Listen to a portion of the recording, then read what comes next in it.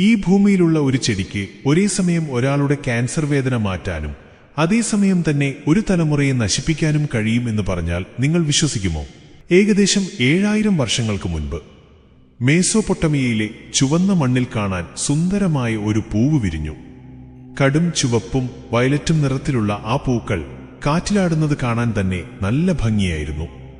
അവിടെയുള്ള ജനങ്ങൾ, സുമേറിയക്കാർ, ആ പൂവിനെ ഹുൽഗിൽ എന്ന് വിളിച്ചു. ആ പൂവ് വിരിഞ്ഞു കൊഴിഞ്ഞു കഴിയുമ്പോൾ ബാക്കിയാകുന്ന ചെറിയ കായ്കൾ കീറിയാൽ അതിൽ പാൽ നിറത്തിലുള്ള വെള്ള ദ്രവാകം വരുന്നത് കാണാം. ഈ ചെടിയിലെ കായ്കൾ ഉണങ്ങിക്കഴിയുമ്പോൾ ഇത് കറുത്ത നിറമാകും. അതൊരു അത്ഭുതമായിരുന്നു. അവിടുത്തെ പടയാളികൾക്ക് കഠിനമായ മുറിവുകൾ വന്നാലോ, പ്രസവവേദന കൊണ്ട് പുളയുന്ന സ്ത്രീകൾക്കും ഈ ചെടിയിലെ കറ ഒരു ഔഷധമായി മാറാൻ തുടങ്ങി. ഇത് കഴിക്കുന്നവരിൽ അവരുടെ ശരീരവേദനകൾ മാറിത്തുടങ്ങി, മനസ്സും ശാന്തമാകാൻ തുടങ്ങി. അവർക്ക് സുഖമായി ഉറങ്ങാനും സാധിച്ചു. കാലങ്ങൾ കടന്നുപോയി. അറബ് വ്യാപാരികൾ ഈ കറുത്ത സ്വർണം ലോകത്തിന്റെ പല ഭാഗങ്ങളിലേക്ക് എത്തിച്ചു.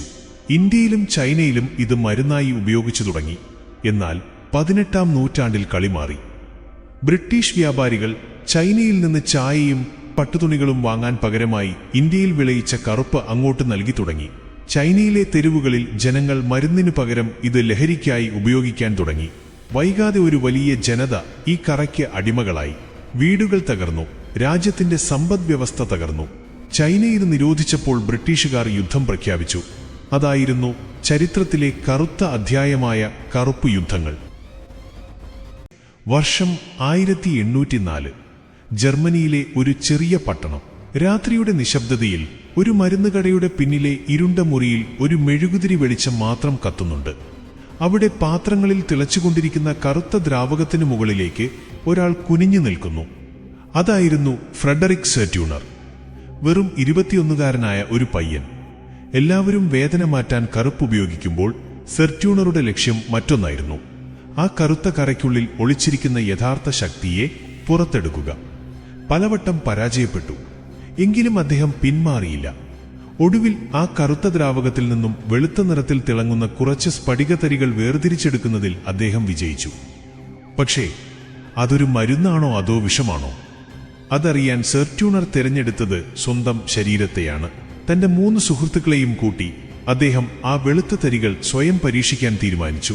ലോകം ശ്വാസമടക്കി പിടിച്ചു നിൽക്കേണ്ട നിമിഷം. ആ തരികൾ ഉള്ളിൽ ചെന്നു. മിനിറ്റുകൾ കടന്നുപോയി. പെട്ടെന്ന് സെർട്യൂണറുടെ കണ്ണുകൾ ഭാരമേറിയതായി. ചുറ്റുമുള്ള ലോകം സാവധാനം മാഞ്ഞു തുടങ്ങി. മാരകമായ വേദനകളെപ്പോലും നിഷ്പ്രഭമാക്കുന്ന ഒരു സുഖനിദ്രയിലേക്ക് അദ്ദേഹം വീണുപോയി. മണിക്കൂറുകളോളം നീണ്ട ആ ഉറക്കത്തിനൊടുവിൽ അദ്ദേഹം കണ്ണു തുറന്നപ്പോൾ ഒരു കാര്യം ഉറപ്പിച്ചു. താൻ ലോകത്തെ മാറ്റാൻ പോകുന്ന ഒരു മരുന്ന് കണ്ടെത്തിയിരിക്കുന്നു. സ്വപ്നങ്ങളുടെ ഗ്രീക്ക് ദേവനായ മോർഫിയസിനെ ഓർത്ത് അദ്ദേഹം അതിനൊരു പേര് നൽകി, മോർഫിൻ. ഇന്ന് ക്യാൻസറിന്റെ ക്രൂരമായ വേദനയിൽ പുളയുന്നവർക്കും വലിയ ശസ്ത്രക്രിയകൾക്ക് വിധേയരാകുന്നവർക്കും മോർഫിൻ വെറുമൊരു മരുന്നല്ല. അത് വേദനയുടെ നരകത്തിൽ നിന്നും അവരെ കൈപിടിച്ചുയർത്തുന്ന ഒരു മാലാഖയാണ്. വേദനയില്ലാത്ത ഒരു ലോകമെന്ന മനുഷ്യന്റെ സ്വപ്നം ആ ഇരുണ്ട മുറിയിൽ നിന്നാണ് ജനിച്ചത്. എന്നാൽ ആ മാലാഖയ്ക്ക് ഒരു ഇരുണ്ട മുഖം കൂടിയുണ്ടായിരുന്നു. വർഷങ്ങൾ കഴിഞ്ഞപ്പോൾ മനുഷ്യന്റെ അത്യാഗ്രഹം ആ അത്ഭുത മരുന്നിന് മറ്റൊരു മുഖം നൽകി. മോർഫിനെ വീണ്ടും രാസപ്രവർത്തനങ്ങളിലൂടെ മാറ്റം വരുത്തി. അതിനേക്കാൾ എത്രയോ മടങ്ങ് ശക്തിയേറിയ ഒരു തുള്ളി മതി ഒരാളുടെ ജീവിതം നശിപ്പിക്കാൻ പോന്ന ഒരു പുതിയ രാസവസ്തു നിർമ്മിക്കപ്പെട്ടു. അതായിരുന്നു ഹെറോയിൻ. വേദന മാറ്റാൻ കണ്ടെത്തിയ മരുന്നു ക്രമേണ മനുഷ്യന്റെ തലച്ചോറിനെ കീഴ്പ്പെടുത്തി. അതൊരു പുതിയ അടിമത്തത്തിന്റെ തുടക്കമായിരുന്നു. സിരകളിലൂടെ ഒഴുകിയിറങ്ങുന്ന ആ വെളുത്ത ലായനി ലക്ഷക്കണക്കിന് ചെറുപ്പക്കാരെ മരണത്തിലേക്ക് തള്ളിവിട്ടു. ഒരു കുടുംബം, ഒരു സമൂഹം, ഒരു തലമുറ പോലും അതിന്റെ പിടിയിൽപ്പെട്ട് തകർന്നു തരിപ്പണമായി. അതെ, ആ ചുവന്ന പൂവ് വേദന മാറ്റാൻ മരുന്ന് നൽകി. പക്ഷേ മനുഷ്യന്റെ കൈകളിൽ അത് അമൃതും വിഷവുമായി മാറി. ഒരേ സമയം ജീവൻ രക്ഷിക്കാനും ജീവിതം ഹോമിക്കാനും കഴിയുന്ന ഒരു ഇരട്ട മുഖമുള്ള പ്രതിഭാസം.